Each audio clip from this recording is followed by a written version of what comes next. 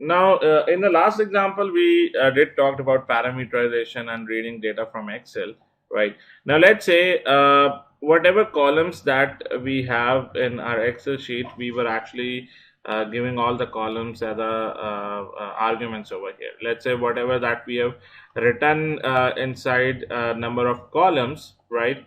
All the columns will be all whatever number that it is actually returning will be in a form of arguments to this particular test data method. Right now, let's say if there are some more columns being added. So after this, I'm gonna add a column called age, right? And let's say age is 21, 22, 23, 22, like this. There's a new column added, let's say gender, right? So it should be like male, male, female, female, like this. Now, if I save this and if I run this thing again, so what happens? You can see it has thrown an error, one run, one failure. And if you see the failure, data provider is trying to pass 5 parameters, but the TestNG takes only 3. We have only provided 3 over here. It means whatever total number of columns are there, we need to provide them as a parameters over here. Now let's say this sheet contains 100 columns. So will I gonna add 100 arguments over here as well? Right, it is feasible. I mean, I can add 100 columns, but it's like very tedious, right? It does not looks good when you have like a method with 100 arguments over here, right? So what else we can do? We can implement something called as hash table over here, right? I've actually discussed about this hash table in the collections. Wherever I have covered collections, you can refer this collections over here, right? So I've explained about the hash table over there. Now, how we're going to implement it? The implementation is bit complex, right? But still, it will gonna make our work done. So how we're gonna do that? I'm gonna make some changes to the existing code, right? So just be with me. I'm going to make some changes and then I'm gonna explain it to you what I have done over here, right? So instead of columns, giving columns over here, I can just change it to 1, right? Why 1? Because over here I'll not be passing all these arguments now, right? I'll just be passing one argument over here, and that will be the type of hash table. Hash table, and the data will be in a form of string. And then I'll write this, right? So I'm gonna import it, and then we need to remove this part. I'll just comment it out. So there will be only one set of data, like the data will be passed to this hash table only, right? So that is the reason we need to give this argument as 1. Now, how are we going to take this data? I first need to create an object of the hash table. So I'm going to say hash table of a string type, right? Table equal to null. And where we're going to create this hash table? So we're going to create this hash table for every row. So it means for this row, a table hash table will be created. For this row, a hash table will be created. For this row, a hash table will be created. For this row, the hash table. It will actually going to look like this. So let's say I'm creating it for the first row. So a hash table will be created, right?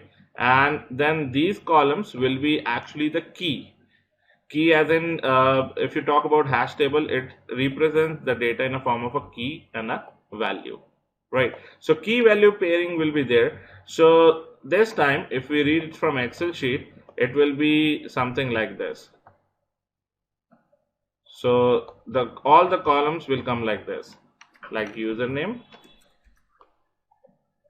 then password, then is correct value, like this. And the first row data will be stored over here. Let's say Raman, then the password, and then the is correct value.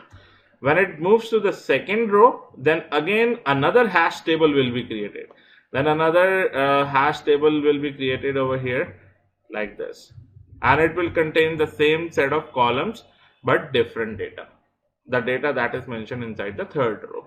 So what logic that we will be writing over here, right?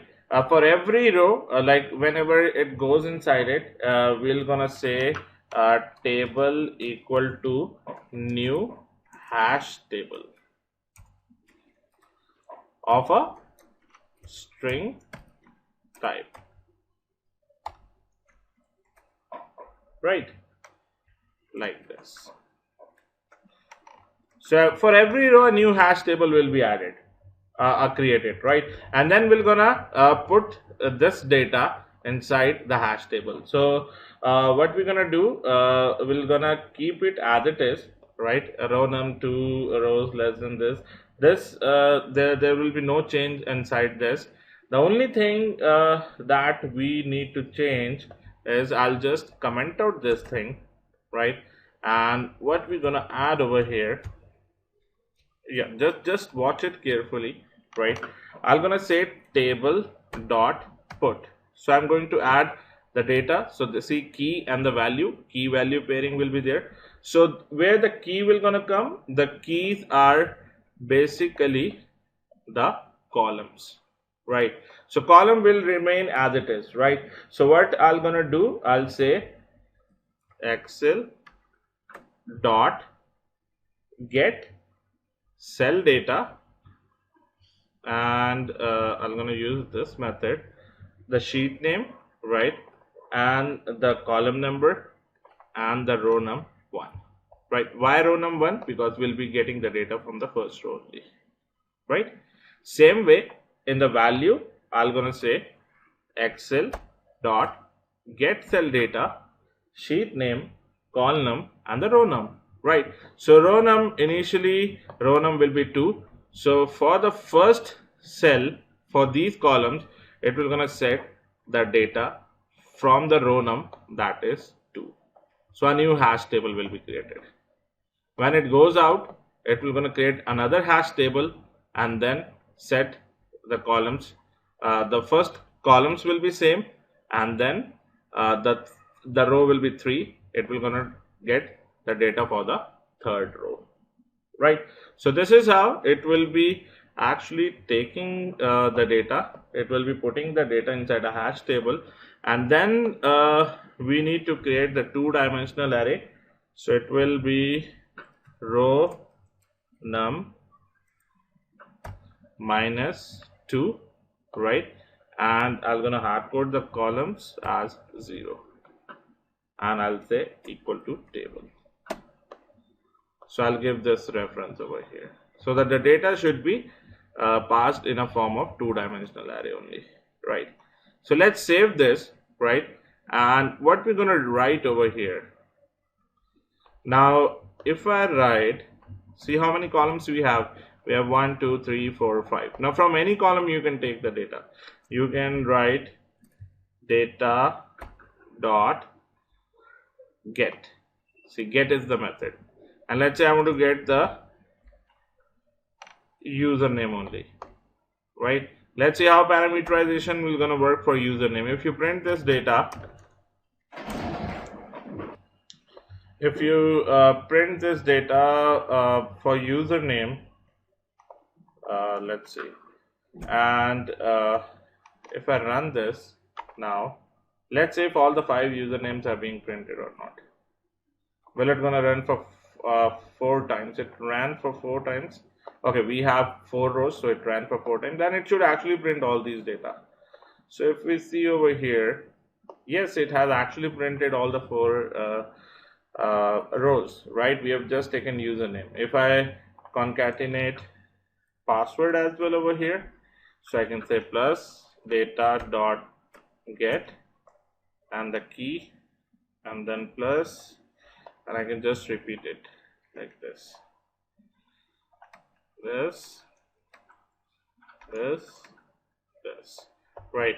So first is username, then password, and you can take it in any sequence. is correct. Just these columns names should be same to what we are storing it inside a hash table and the gender, right? So if you save it, if you run it again, you're gonna see this all the set of datas will be actually added over here. See, same whatever that we have actually given over here. See, the same set of data has been executed. The best part is we need not to write all the columns again and again, right? So this is how with while using hash table you can achieve this thing, and this hash table is basically a part of collection. All right.